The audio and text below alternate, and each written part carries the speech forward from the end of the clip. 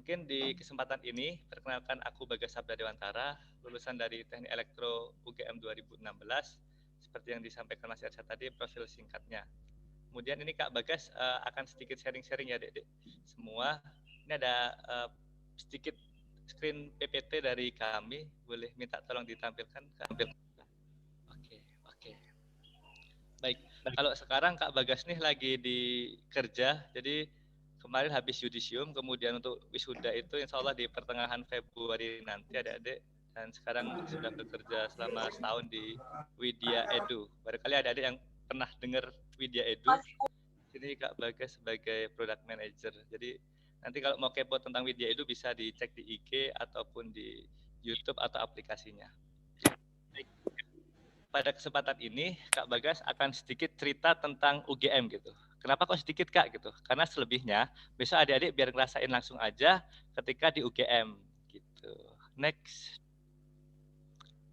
Nah, pada dasarnya setiap kampus tuh punya keunikan dan kekhasannya masing-masing deh. Baik itu UI, ITB, UGM, IPB dan kampus-kampus lainnya gitu. Jadi di sini Kak Bagas lebih akan menceritakan tentang keunikan dan kekhasan yang ada di Universitas Gadjah Mada. Next. Nah, adik-adik pasti udah tahu ya kalau UGM ini merupakan kampus tertua di Indonesia. Tahun berapa? Yaitu tahun 1949. Next lagi, Kak.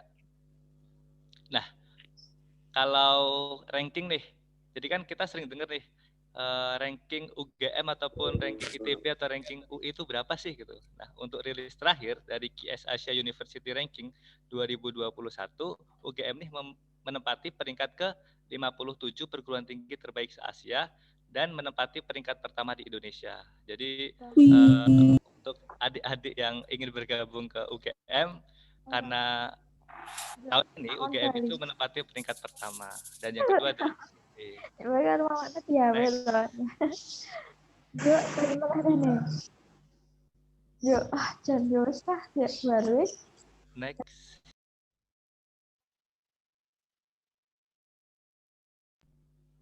Terdapat 18 fakultas dan 265 program studi. Jadi banyak banget ya adik-adik. Jadi ada fakultas teknik, kemudian fakultas hukum, ada rumpun soshum, rumpun teknik, kemudian rumpun agro. Jadi adik-adik bisa memilih sesuai dengan minat dan juga rencananya. Gitu. Next. Nah, UGM ini adalah salah satu kampus yang concern terhadap pengabdian masyarakat, terbukti dari KKN-nya. Jadi kalau boleh cerita nih, Dek. Jadi dulu tuh ketika Kak Bagas lagi SMA, itu di SMA Negeri 8 Yogyakarta, itu ada rencana untuk masuk ke kampus gitu. Ketika itu Mas Bagas merencanakan ada beberapa opsi gitu. Jadi pasti adik-adik juga ketika mau masuk kampus itu menyiapkan opsi gitu. Aku pilihan pertamanya A gitu, nanti pilihan keduanya adalah B atau C gitu. Jadi memang sebaiknya adalah di planning seperti itu. Ketika itu Mas Bagas rencana untuk masuk di teknik elektro, teknik industri dan juga ke ITB gitu. Ketiga kampus itu, ketiga jurusan itu. Tapi setelah dipertimbangkan matang-matang, akhirnya Mas Bagas menentukan di teknik elektro UGM. Dan untuk adik-adik ini kan ada SNMPTN, kemudian UTBK, kemudian ujian mandiri. Itu menurut Bagas setiap jalur itu memiliki apa ya? Memiliki strateginya masing-masing gitu. Jadi tidak masalah nanti adik-adik itu masuk lewat SNMPTN ataupun UTBK ataupun ujian mandiri. Itu sama-sama baiknya. Next. Nah, ini yang sering dikhawatirkan oleh teman-teman ataupun orang tua gitu. Tenang aja, kalau Kak Bagas nih ketika mengajar ataupun mendampingi privat intensif itu biasanya yang penting masuk dulu gitu. Jadi adik-adik itu tidak perlu khawatir ketika sudah masuk di UGM, karena di UGM ini menerapkan sistem UKT atau uang kuliah tunggal. Nah, di sini ada banyak banget beasiswa yang tersedia. Bahkan ketika Kak Bagas nih di UGM, tahun pertama di semester 1 tuh sudah langsung dapat beasiswa dari Karya Salimba 4. Kemudian selama 2 tahun, setelah 2 tahun Kak Bagas daftar lagi di Break Scholarship Kader Surau YBM BRI, itu juga dapat. Dan sebelum lulus itu daftar lagi di beasiswanya Murf Envoy Sandiaga Uno gitu. Jadi banyak banget buat teman-teman yang nantinya itu masuk di UGM itu sering-sering aja ngecek tentang info-info beasiswa karena banyak banget dan beasiswa itu bukan hanya untuk orang-orang yang pintar atau bukan hanya untuk orang-orang yang membutuhkan gitu, tapi untuk orang-orang yang aktif untuk mencari gitu deh. Bahkan bisa ada beberapa beasiswa itu yang double-double. Jadi Kak Bagas tuh semester 1-2 itu dapat uang saku, kemudian semester 3-4 itu dapat asrama, dapat uang saku, dapat pelatihan. Semester terakhir itu dapat uang saku, kemudian dapat pelatihan selama setahun bareng keluarganya Sandiaga Uno, kemudian dapat pembinaan juga gitu. Jadi banyak banget kesempatan yang bisa adik-adik maksimalkan ketika menjadi mahasiswa, khususnya di mahasiswa Universitas Gadjah Mada. Kemudian next.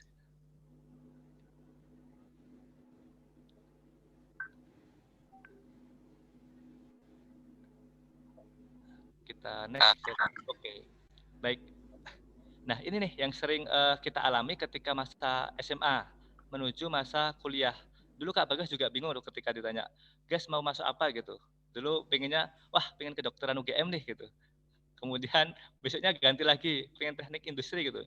Karena katanya kalau aktif organisasi itu bagusnya masuk industri atau manajemen gitu. Kemudian besoknya pengen kedokteran gigi gitu. Nah, dari situ Mas Bagas akhirnya memilih untuk merefleksikan gitu. Jadi buat adik-adik semua, ketika memilih jurusan itu harus benar-benar matang. Artinya adik-adik harus melalui proses refleksi, passion, kemudian minat bakat, kemudian strength ataupun kekuatan adik-adik itu di mana gitu, sama dan aspirasi karir ke depan tuh kemana gitu. Nah itu nanti direfleksikan, kemudian milih, kemudian dimantapkan dengan beberapa alternatif gitu. Kalau dulu Kak Bagas, pilihan pertama adalah teknik elektro UGM, kemudian yang kedua adalah PWK UGM gitu. Jadi ketika sudah menentukan, itu tinggal membreakdown menjadi satu strategi belajar.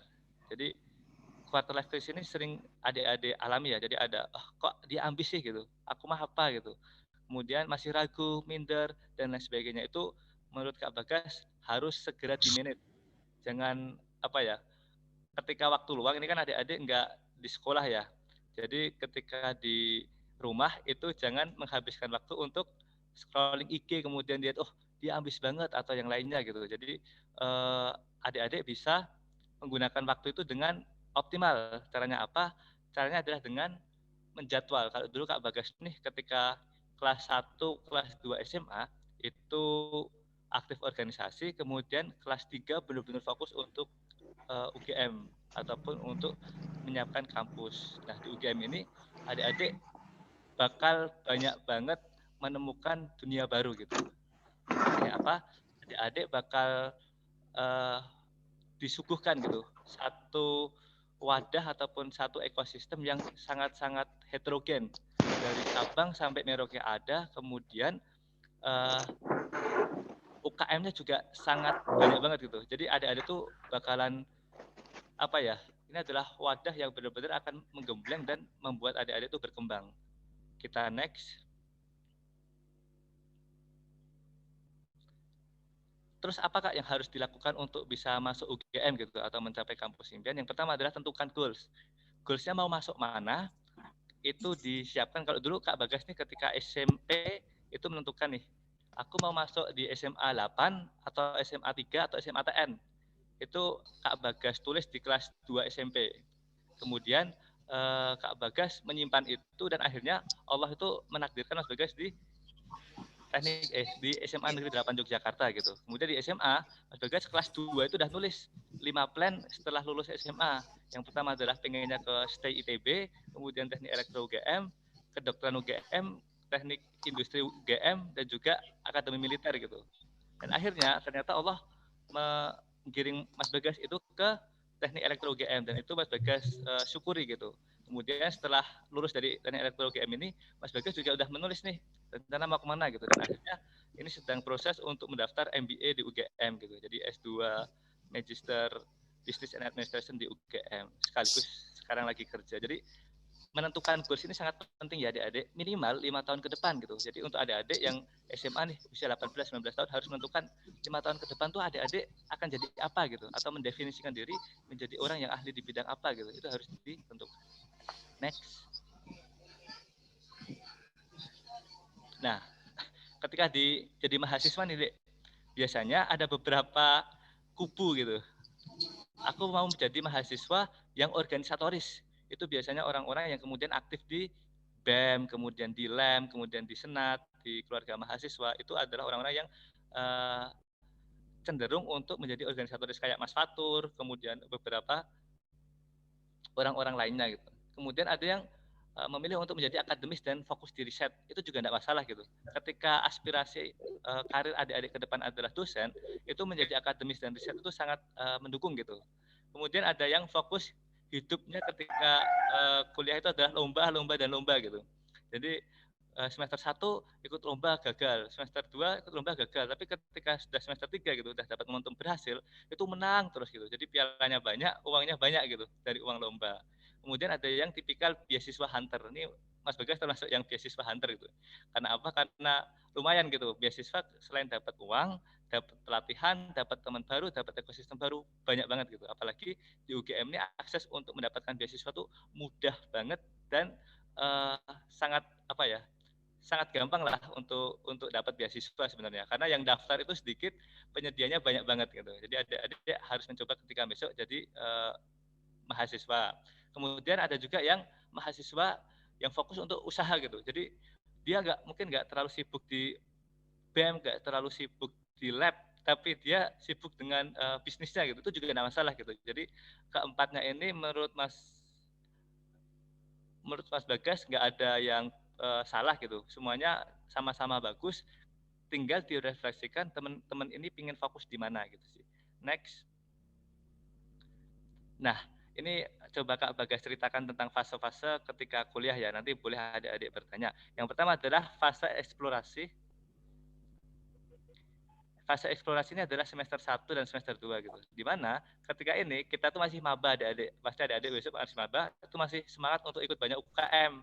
Ikut UKM berkuda, ikut UKM catur, ikut UKM renang dan sebagainya gitu. Dan kegiatan lain gitu. Ikut senat, ikut BEM, ikut keluarga mahasiswa itu tidak apa-apa gitu. Pesan Mas Bagas yang pertama adalah optimalkan untuk cari banyak teman lintas jurusan dan fakultas dan perbanyaklah wawasan gitu. Karena fase-fase ini fase-fase yang bagus banget untuk menjalin pertemanan dengan teman-teman yang lintas fakultas ataupun lintas jurusan. Kenapa? Nanti kalau misal sudah fase-fase selanjutnya, semester-semester selanjutnya, teman-teman akan disibukkan dengan tugas kuliah, praktikum, dan sebagainya. Kita next. Yang kedua adalah fase menemukan definisi. Jadi di fase semester 3-4 ini biasanya kita mulai selektif dalam menentukan kegiatan yang diikuti. Karena apa? Karena tugasnya banyak gitu, praktikumnya banyak. Apalagi kayak jurusan biologi, jurusan teknik pertanian, teknologi pertanian, TPHP, teknik, itu kedokteran gigi itu banyak banget tugas dan juga laporan praktikumnya. Jadi ketika semester 3-4 ini pasti udah seleksi alam tentang kegiatan di luar. Jadi UKM tuh tadinya ikut 5 gitu, ternyata yang aktif sekarang tinggal 1, itu seleksi alam. Itu tidak masalah, itu satu hal yang wajar. Pesan Mas Bagas di fase semester 3-4 nanti adalah tekuni bidang yang sudah disukai. Cari lingkungan yang suportif untuk kemudian kita harus berkembang gitu. Jadi semester 1 adaptasi, semester 3-4 itu sudah tancap gas untuk berkembang. Next. Nah, di fase ini tuh fase yang paling disukai oleh mahasiswa biasanya. Karena apa? Biasanya fase ini tuh puncak karir seorang mahasiswa. Yang organisatoris ketika fase ini ya jadi ketua, jadi koordinator, jadi menteri, jadi ketua BEM. Kemudian yang akademisi, yang fokus di riset itu mulai banyak dapat project dari dosen ataupun nge-lab karena skillnya sudah terasa di semester 1 sampai dengan semester 4. Yang pengusaha ketika ini sudah mulai mengembangkan usahanya karena sudah matang secara pemikiran, kemudian networking-nya banyak. Ini sangat bagus untuk mengembangkan usahanya. Kemudian yang lomba, ini ada teman Kak Bagas juga yang fokus di lomba semester 1, 2, 3 itu gagal terus gitu. Tapi masuk semester 4 udah mulai berhasil, semester 5, 6 setiap lomba nggak pernah kalah gitu. Jadi ketika kuliah itu selalu pulang bawa uang berapa juta gitu, sertifikat sama piala gitu. Jadi terserah nanti teman-teman ingin menjadi tipikal yang seperti apa. Enggak harus milih satu gitu, milih beberapa juga ada masalah. Yang penting adalah teman-teman nyaman dan fokus. Terus untuk pesan Kak Bagas di fase-fase semester 5-6 nanti adalah jangan terlena, tetap ingat goals dan life plan. Karena apa? Ada beberapa yang asik untuk jadi ketua BEM ataupun ketua organisasi, akhirnya kuliahnya agak ditinggalkan. Itu juga keliru. Kemudian nanti udah asik untuk nge-project dapat uang, nanti kuliahnya diterlenakan, ataupun ketika udah asik lomba nggak pernah ikut kuliah nanti absennya jebol. Nah, itu perlu adik-adik ingat untuk selalu dikembalikan kepada goals dan life plan kita.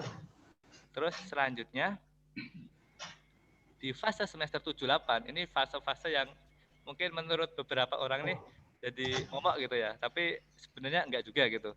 Karena di fase ini kita harus mulai fokus untuk tugas akhir, mulai garap penelitian untuk skripsi, bimbingan dan lain sebagainya, dan persiapan kehidupan pasca kampus. Apalagi ketika pandemi ini tantangannya luar biasa gitu. Jadi mahasiswa-mahasiswa yang lulus ketika masa pandemi ini lumayan sulit gitu, karena pertama tidak banyak perusahaan yang kemudian membuka lapangan pekerjaan atau membuka rekrutmen gitu. Jadi persiapan pasca kampus nih harus benar-benar direncanakan matang di semester 7-8.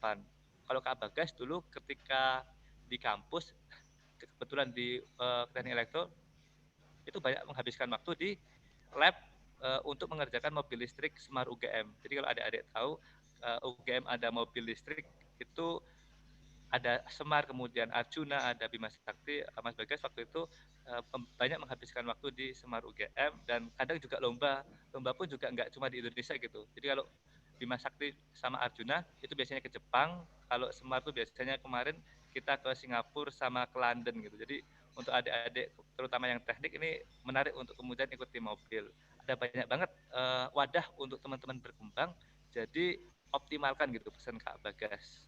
Jadi di setiap semester, setiap fase itu dilalui dengan penuh persiapan dan penuh perencanaan gitu. Jangan sampai waktu itu berjalan sangat cepat, akhirnya, aku udah semester 8 nih, aku udah 7 semester nih ngapain gitu. Nah, ini menjadi satu hal yang perlu kita syukuri gitu, adik-adik bisa mulai untuk merencanakan gitu. Besok mau masuk jurusan apa, kemudian mau jadi apa, 4 tipikal mahasiswa tadi, nanti kemudian difokuskan, direncanakan, pasca kampus mau jadi apa, itu harus mulai ter-breakdown dari sekarang adik-adik. Karena apa?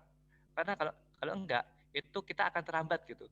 Karena perguliran waktu, kemudian kompetisi pencarian pekerjaan di era sekarang itu sangat-sangat luar biasa gitu. Jadi harus dipersiapkan. Kak Bagas aja kemudian ini alhamdulillahnya adalah ketika sebelum lulus kemarin sudah ditarik untuk di satu startup yang ada investornya di Wisma itu, kemudian kita berkarya di sini gitu. Jadi ketika sudah lulus itu sudah ada pegangan untuk pekerjaan, kemudian mau lanjut S2 juga lebih tenang gitu karena udah terarah gitu. Itu adalah buah dari rencana Kak Bagas. Jadi harapannya Kak Bagas tuh pokoknya sebelum lulus aku harus sudah kerja, udah mapan, nanti ketika mau masuk S2 ataupun mau kerja profesional udah siap gitu. Dan sekarang Mas Bagas lagi proses untuk pendaftaran S2 dengan tetap kerja tapi daftar S2 gitu sih adik-adik. Dan terakhir, next, pesan dari Kak Bagas adalah semangat untuk adik-adik semua pejuang kampus impian gitu. Today is hard gitu. Jadi hari ini tuh sulit gitu. Tomorrow will be worse gitu. Besok mungkin akan lebih sulit gitu. But percayalah gitu. The day after tomorrow will be sunshine gitu. Hari-hari setelah besok, hari-hari setelah UTBK besok, hari-hari setelah perjuangan adik-adik besok gitu, itu akan lebih cerah gitu. Dan waktu-waktu krusial adalah waktu-waktu sekarang, di mana adik-adik menentukan kemana kampus ataupun jurusan adik-adik yang akan dituju gitu. Jadi kalau pesannya ayahnya Kak Bagas dulu adalah untuk menghadapi UTBK gitu, ataupun menghadapi ujian gitu, itu dioptimalkan sebelum ujian gitu. Besok ketika sudah UTBK, kita mau belajar UTBK untuk apa gitu. Jadi pesan Kak Bagas, tinggal sisa waktu beberapa bulan ini, minta tolong dipersiapkan dengan matang, dikomitmenkan dalam hati, dikonsistensikan belajarnya. Besok ketika sudah UTBK, sudah selesai masuk kampus, impian yang adik-adik inginkan, itu terserah. Mau ke pantai terserah, mau ke Kaliurang juga silahkan, mau jalan-jalan setiap hari juga silahkan gitu. Yang penting ini kalau kata orang Jawa ini adalah kawah candra di muka gitu. Jadi dulu Gatot Kaca tuh sebelum sakti itu masuk ke kawah candra di muka untuk sakti untuk ditempa. Nah, ini adalah fase-fase untuk adik-adik mempersiapkan diri sebelum nanti sakti. Sakti di sini adalah adik-adik benar-benar jadi orang. Ketika jadi orang, nanti tidak hanya membanggakan diri adik sendiri, tapi orang tua.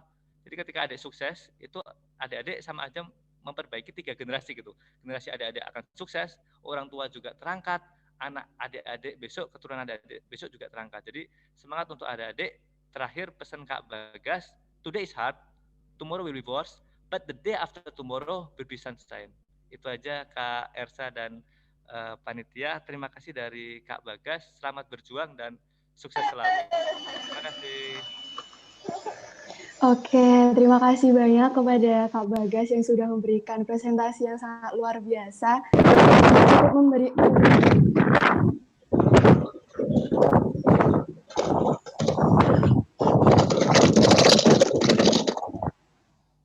Oke, teman-teman yang belum nge-mute, mohon untuk nge-mute dulu ya, untuk membantu supaya acaranya bisa berjalan secara kondusif. Oke, aku lanjutin. Penjelasan Kak Bagas tadi cukup memberi gambaran tentang gimana sih kehidupan di kampus tertua Indonesia ini. Oke, sedikit merangkum atas penjelasan yang udah disampaikan oleh Kak Bagas.